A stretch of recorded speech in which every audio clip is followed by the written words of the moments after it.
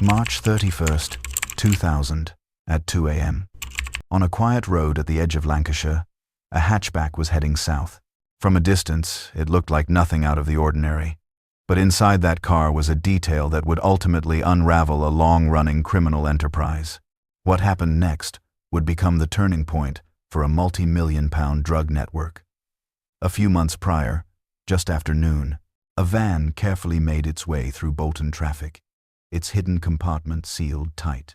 Hours before, on a small side street, a black trash bag had been exchanged in seconds, but neither party knew that officers were already closing in on both ends of the deal. Then, around 2020, a shipment intended for one country drifted thousands of miles off course, ending up in another. Behind this mistake was a man with connections stretching far beyond Essex, frantically messaging on an encrypted device, trying to clean up a mess no one was ever supposed to see. 3 moments, 3 operations running on different scales, but every single one left a trail in cars, in houses, and in the form of digital conversations believed to be unbreakable. This is the story of how that trail was followed, how doors were eventually kicked in, and how the criminal networks behind them were completely dismantled. Welcome to Echoed Crimes. Let's get right into the case. Years earlier, back in 2015, Richard and Patrick Gray had already stood in the defendant's dock of a Crown Court for a Class A drug conspiracy. Both men were found guilty, both were served with confiscation orders, and both were warned about the consequences of returning to their criminal world. But by the time EncroChat, phones started circulating among organized crime groups across the UK, the brothers were already back in business. The warnings, the restrictions, not even the seizure of their assets had been enough to deter them from the path they had chosen. Their return wasn't flashy. There were no drastic changes in their lifestyle, no sudden displays of wealth. Instead, the network they built around themselves grew in the same quiet, methodical way their previous operation had functioned. They expanded their reach through trusted associates, individuals who understood the code of silence, routine, and discipline. Richard, the older brother, was identified by investigators as the mastermind of the entire operation. Patrick worked alongside him, managing the routes, logistics, and giving instructions to those delivering or storing the packages.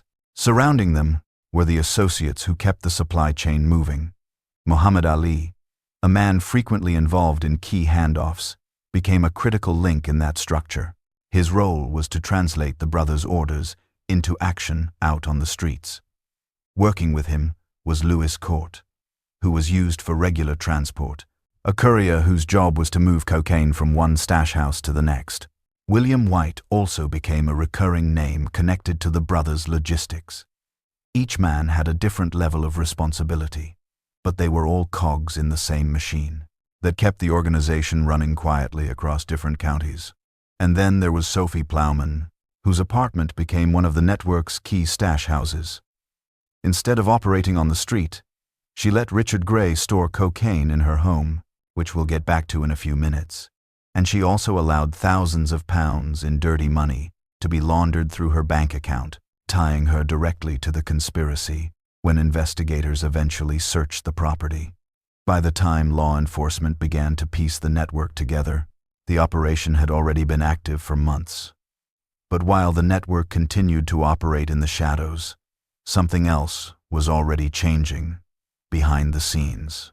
A quiet breakthrough was about to turn their encrypted confidence into the very evidence that would bring them down.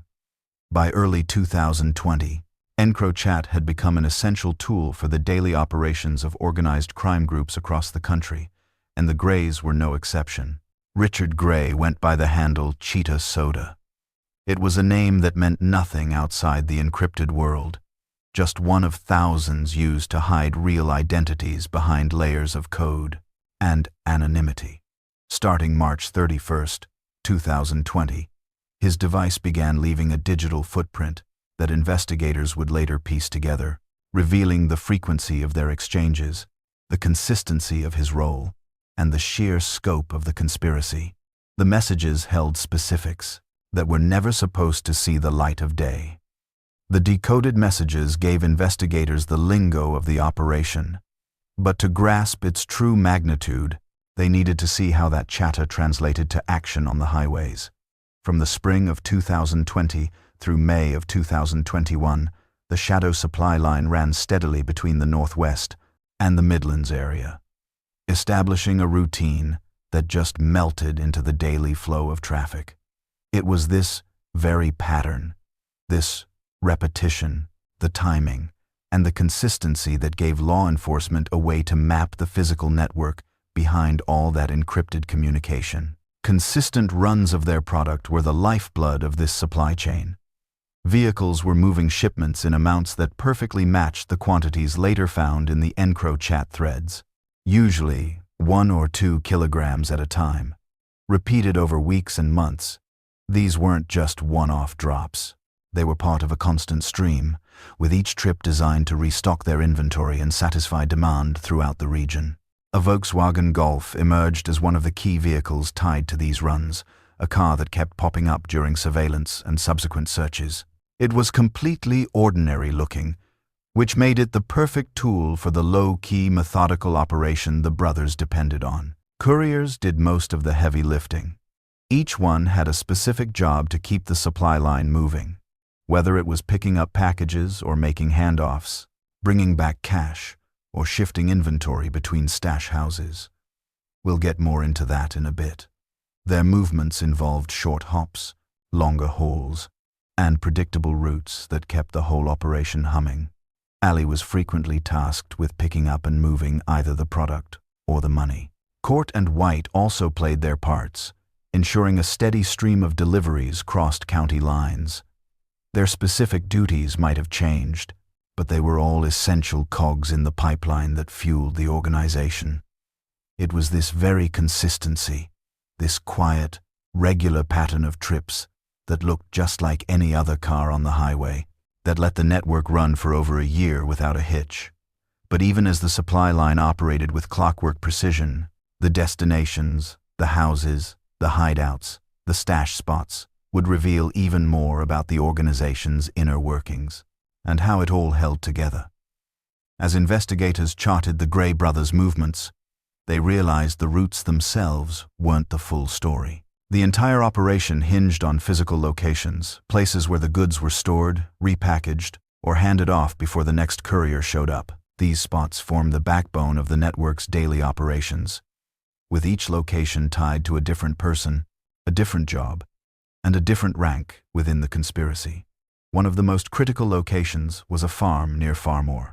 It was unassuming from the road, a rural property far from the hustle and bustle of towns and cities. But what was inside was exactly the kind of evidence officers needed to connect its quiet facade to the network's widespread activities. The farm was being used as a storage hub, a key location during the supply line's peak, while the EncroChat messages were dictating the orders. The farm offered up the physical evidence, tangible proof of the multi-kilo shipments of their product arriving from the Northwest. A second key spot was an apartment in Botched, which served as a holding point in the chain. It was strategically located closer to the areas where couriers made their exchanges, which allowed inventory to be staged between runs before being sent out again. Investigators eventually tied this apartment to individuals working under the brothers, a part of the hierarchy that kept deliveries moving, even when the main supply line went quiet. Its importance became clearer once authorities searched other addresses, and the same names started popping up at different locations. Additional properties wove the network together, including homes connected to Lewis Court and William White, helped place both men right in the middle of the conspiracy.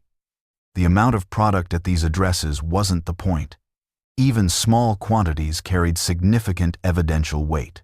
It was the specific items found, their connections to vehicles, and the timing of their visits that allowed officers to map out their roles in moving cocaine and cash. The most damning evidence came from the targeted searches executed once the operation shifted into its enforcement phase. We'll get to that in a few minutes. Once the key locations were identified, the next step was to capture the moments the network depended on most: the meetups, the handoffs, and the trips that laid bare how the operation functioned in real time. By early May 2021, the investigation had reached a point where the evidence was no longer just a theory. All that remained was the final step, acting on the accumulated intel before the network could change its structure or distance itself from the stash houses that had become central to the entire case. The last days before the takedown showed a familiar rhythm inside the organization. Louis Court made one of his final known supply runs, and Muhammad Ali continued his short visits to locations where officers were already positioned. They were watching the farm at Farmore, the apartment in Botched, and the addresses tied to the associates who had kept the supply line running. When the enforcement phase kicked off, it unfolded across several sites at once. Arrest teams hit the brothers' homes first, taking both Richard and Patrick Gray into custody before they could move more product or give orders to others down the line. Just moments later, additional teams were making entry at the key properties. Inside Sophie Plowman's apartment in Banbury, officers found 2.5 kilograms of cocaine stashed under a kitchen cabinet, along with equipment used to repackage the drugs and evidence of over £24,000 in dirty money laundered through her bank account. Across other connected properties and vehicles, officers recovered more quantities that brought the total seized to 2.8 kilograms of cocaine, alongside £158,000 in cash. The arrests of Court, Ali, and White followed in short order, each one nabbed at a pre-identified location. The structure investigators had spent a year piecing together had been dismantled in a matter of hours, and with the organization taken apart, the action moved from the streets and safe houses into the courtroom, where the full scope of the conspiracy would finally be laid out for the public. When the case finally hit Oxford Crown Court in January 2023, prosecutors presented all of the overwhelming evidence. At the very center of that structure was Richard Gray. The court handed him a 21-year sentence, which was later taken to the Court of Appeal. The sentence was upheld. The judges confirmed that the prison term accurately reflected the severity of the crimes and the evidence presented during the trial. Looking at all the defendants, the judges noted the organized, sustained, and commercial scale of the operation. This wasn't some loose group of individuals, but a coordinated network built on routine planning and repetition, a structure that might have continued indefinitely had the encrypted messages not exposed its entire design. His brother, Patrick Gray, received a 15-year sentence. Below the brothers, the sentencing continued down the network's hierarchy. Muhammad Ali received 7 years and 6 months. Louis Court was jailed for 8 years and 6 months, and William White received 9 years. At the lower end of the chain, Plowman was sentenced to 5 years behind bars for her part in the conspiracy. But while the Gray brothers' network had been taken down through months of encrypted evidence and surveillance, another operation was unfolding months earlier and counties away, and it had been unraveling under a totally different kind of scrutiny. Thursday, October 17th, 2019. A quiet street in Whinbrook Gardens, Leeds. Nothing about the scene hinted at the scale of what was about to go down between two vehicles. For investigators, though, this moment was already on their radar, specifically the movement of a Citroën Berlingo van. The van, driven by Ashraf Khan, was being tracked as it headed toward the meet-up spot, a location investigators already flagged as a potential hotspot for transactions tied to a major narcotics distribution network in the area. Ashraf was the first to arrive, pulling the van into place with the cool confidence of a man who'd done this countless times. Just moments later, a gray Peugeot rolled up next to him, with Yusuf Kara at the wheel, who was already on the National Crime Agency's radar for his suspected role in a supply chain funneling illicit substances into Yorkshire and the Humber. To any casual observer, it was just two cars stopping for a moment before heading off in different directions. Kara got out, popped the trunk of his Peugeot, and pulled out a black trash bag, a completely ordinary item that wouldn't raise any suspicion. He then quickly placed it in the back of Ashraf's van. The entire handoff took just a few seconds. Kara got back in his car, and Ashraf shut the Berlingo's rear doors. 2 men, 2 vehicles, and 1 bag that would become the centerpiece of the entire case. But what they didn't know was that law enforcement had been watching their every move. The NCA had been meticulously piecing together their patterns, their regular routes, their meeting spots, the timing of their encounters, and the specific vehicles they used. This handoff fit the profile perfectly, and the surveillance team knew that whatever was in that bag was significant. As the day's operation progressed and the Berlingo departed from Leeds heading for Bolton, officers were getting ready to make their move, the moment that would reveal exactly what was stashed inside that van. After leaving Leeds, Ashraf Khan's Citroën Berlingo headed west, making its way toward Greater Manchester. He was taking a route he'd driven many times before, but this time, investigators were shadowing him the entire way. As the Berlingo crossed into the target area, agents from the National Crime Agency, backed by local police units, moved in to execute the stop. It happened fast.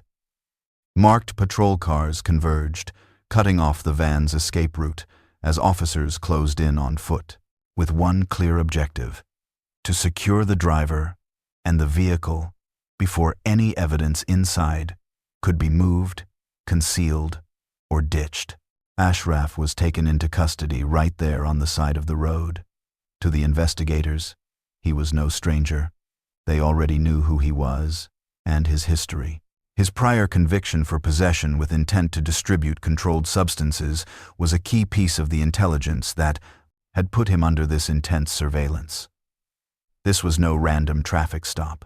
It was the culmination of a coordinated investigation, built on weeks of tracking his contacts, his vehicles, and every interaction tied to this distribution network. With Ashraf in custody, the team focused on the van. The cargo area looked completely empty at first glance, clean, with nothing out of place that would hint at the true nature of its contents. But the investigators knew what to look for. Small inconsistencies in the van's interior construction, small inconsistencies after, sound. A slight, almost unnoticeable rise in the floor, and a weight distribution that just didn't feel right for an empty vehicle. The Berlingo had a secret. When officers pried open the hidden compartment, they revealed a false floor, estimated to be between 100,000 and 130,000 pounds, bundled up and wrapped to be hidden. This was the proof they needed, confirming the Whinbrook Gardens handoff, and the hard evidence that the trash bag contained something far more valuable than anyone was meant to see. During the search, investigators also recovered several cell phones, one of which was an EncroChat handset, a go-to device for organized crime at the time. That handset, and the other phones found on Ashraf, were eventually destroyed after the court case concluded, as part of standard procedure. Meanwhile, as Ashraf was being processed, other teams were already closing in on the second phase of the operation, the location where the actual narcotics were being stored. Later that day, the second part of this tactical takedown was kicking off in West Yorkshire. Yusuf Kara was spotted driving down Shearbridge Road in Bradford, a familiar route for him, and one that investigators had been keeping an eye on throughout the broader investigation. This time, however, his movement didn't go unnoticed. Officers from the National Crime Agency, backed by the West Yorkshire Police, swooped in to make the arrest, aiming to prevent any evidence from being destroyed, moved, or hidden once Kara was taken into custody. The focus immediately shifted to his home on Glendare Avenue in Lidget Green, a property already flagged as a potential stash house within the supply chain. A search warrant was authorized and executed immediately. Officers went into the house expecting to find major evidence, but the sheer scale of what they uncovered inside the property blew past even their initial intelligence reports. Investigators discovered bags and a suitcase stuffed with packages, all of them consistent in their size, wrapping, and weight. Once the items were examined, the find became crystal clear. 56 individual packages, each holding 1 kilogram of heroin, all arranged and stored in a way that pointed to an ongoing distribution operation, not just temporary possession. The purity level wasn't publicly released, but investigation teams estimated the street value to be somewhere between 2.5 million and 3 million pounds. The haul represented more than just quantity. It was confirmation of the very structure they'd been tracking. A supply line capable of moving multi-kilo shipments and stashing them in residential homes without raising any red flags. Photographs taken during the search. When they red flags. When they red flags. When they red flags. When they red flags, which were later released by the National Crime Agency, showed the packages stacked in suitcases and bags, laid out in rows that gave a stark visual of the seizure's massive scale. These images became a key part of the public's understanding of the case. With the operational phase wrapped up and both men in custody, the investigation shifted to the legal system. Charges were filed swiftly. Yusuf Kara faced the most serious counts: conspiracy to supply Class A drugs and money laundering, proof of festum, Evani, offenses tied directly to the 56 kilograms of heroin. Ashraf Khan was charged with money laundering.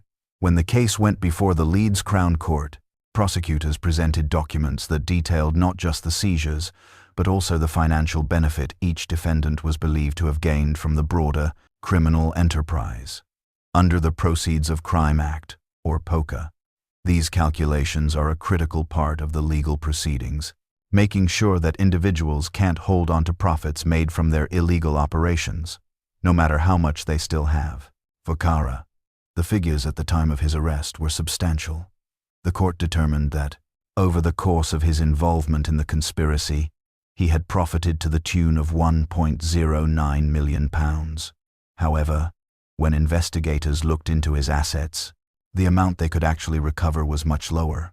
His recoverable assets added up to £136,907, which included cash, vehicles, and designer goods. Consequently, the confiscation order issued by the judge matched that figure exactly. As part of the ruling, Kara was also ordered to forfeit 2 vehicles, a Ford Focus and a Peugeot 207, both of which were identified as being used to move drugs and money throughout the network. The judge made it clear that failing to pay the confiscation amount within the given time frame could lead to an additional prison sentence of up to 16 months, serving as a reminder that these orders remain in force even after a prison sentence is completed. Ashraf's financial assessment went through the same legal process. His criminal benefit was calculated at £249,550, a figure based on the movement of cash and his role in the transaction chain. But just like Kara, his available assets were minimal. The court found that he had £2,669, which was the total amount of his recoverable assets, and issued a confiscation order for that exact amount. Between the charges, the profit calculations, and the confiscation orders, the court made it clear that both defendants would face consequences that went far beyond prison time. The complete financial dismantling of their ill-gotten gains was considered essential to preventing this type of criminal operation from ever starting up again after their release.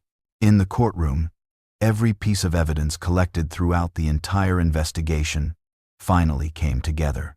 The judge handed Yusuf Kara a sentence of 10 years and 4 months behind bars, while Ashraf Khan received 28 months, or 2 years and 4 months. As local news outlets reported, the prison sentences and financial penalties brought the case to a close by holding them fully accountable for the seized drugs, the intercepted cash, and the specific part each man played in the operation. And just as this conspiracy was being dismantled, another one operating internationally and concealed by encrypted devices was already starting to emerge on the radar of global intelligence agencies. Back in 2020, a shipment meant to fly under the radar became the very thing that cracked open a much larger investigation.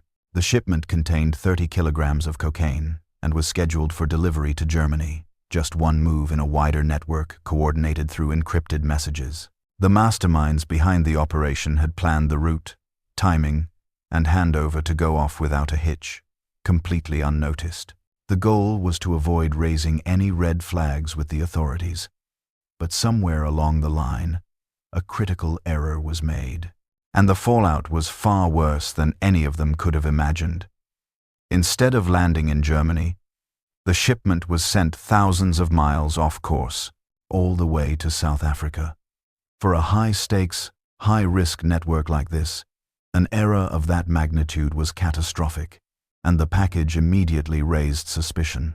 Local authorities moved in and intercepted it before it could ever reach its intended recipients. Once the cocaine was confiscated, the entire operation started to unravel. The seizure didn't just take the product off the streets, it exposed a major weak point in the network's international logistics, a vulnerability that investigators would later exploit. What transformed this botched shipment into a major breakthrough for British authorities was the digital trail left behind on EncroChat. Jonathan Parkhill, a man who would later be nicknamed the Escobar of Essex, was desperately trying to clean up the mess, and the tone of his messages was frantic. He was scrambling to arrange new routes, fix the mix-up, and deal with his contacts, who were now demanding to know what went wrong.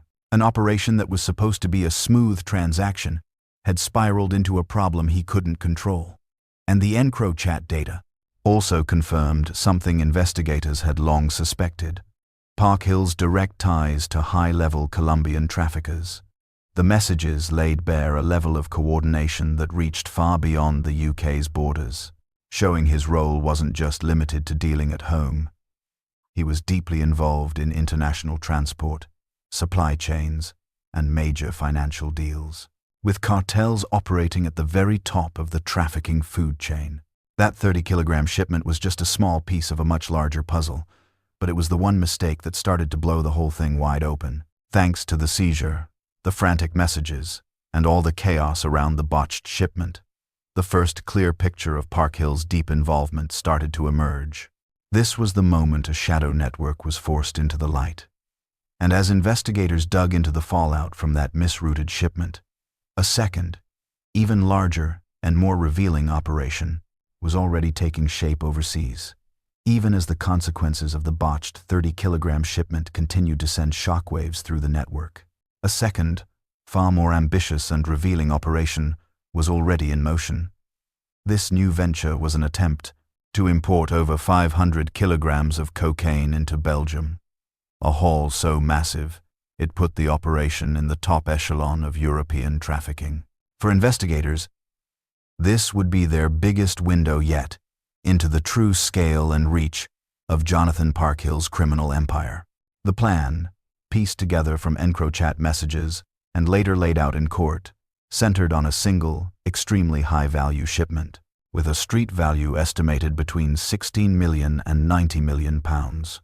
To pull it off, they needed a man on the ground, in Belgium, and that job fell to Kevin Hanley, one of Parkhill's most trusted, long-term associates.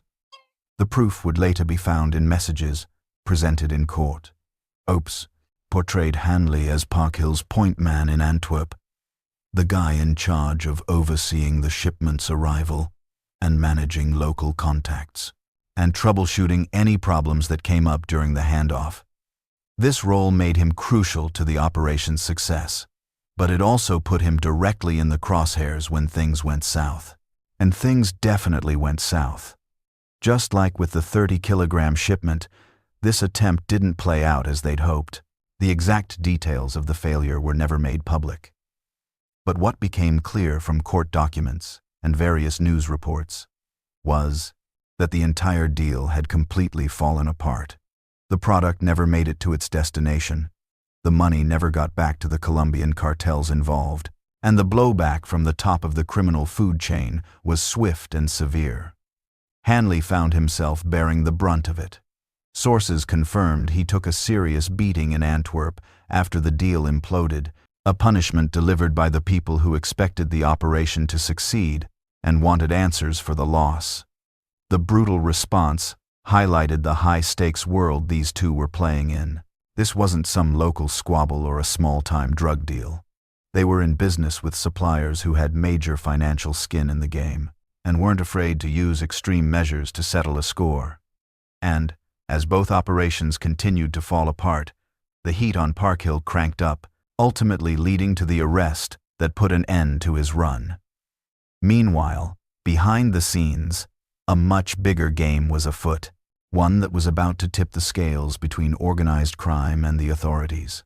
In early 2020, the encrypted communication network, EncroChat, was secretly cracked by law enforcement. That massive breach led directly to what became known as Operation Venetic. And I won't dive into all the specifics here. You've likely gotten the gist from watching our other case files. Among the thousands of user handles they identified was one belonging to Jonathan Parkhill, whose messages with Colombian suppliers and his UK-based crew laid out the entire blueprint of his operation. Once the intelligence community had a complete picture of his movements, Parkhill's return to the UK gave them a small but perfect window of opportunity. In 2021, after a flight back from Colombia, he touched down at Heathrow Airport, completely oblivious to the fact that investigators were waiting to greet him. He was arrested on the spot, marking one of the more high-profile busts connected to the Operation Venetic takedowns during that time. Meanwhile, in West London, law enforcement officers closed in on his associate, Kevin Hanley. He was taken into custody near his home in Uxbridge, where a search turned up a sawed-off shotgun on the property. While the weapon wasn't the main focus of the trafficking case, its discovery certainly added another layer to the long list of charges that both men would later plead guilty to. It also served as a stark reminder of the inherent dangers involved in these high-level criminal networks. Parkhill and Hanley were both charged with conspiracy to import cocaine, along with other offenses connected to their criminal enterprise. That came to light thanks to the EncroChat data. With the suspects in custody and the evidence on the table, the final chapter of the investigation unfolded in the courtroom, where their sentences would ultimately reflect the massive scale of their operation and the power of the network they worked for. When the case went before the Aylesworth Crown Court, the mountain of evidence gathered from Operation Venetic was laid out for all to see. Jonathan Parkhill and Kevin Hanley, both, had already pleaded guilty to conspiracy to import cocaine, as well as a slew of other charges. The only thing left to decide was their sentence. For his role, Parkhill was handed a 16-year prison sentence, while Kevin Hanley got a sentence of 11 to 11.5 years, depending on which news report you read, but it was consistently in that ballpark. So, what are your thoughts on this case and the sentences they received? Drop a comment below and let us know. We'd love to hear what you think. And if you found this investigation insightful, do us a favor and hit that like button, subscribe to the channel, and ring that notification bell so you never miss the next episode of Echoed Crimes.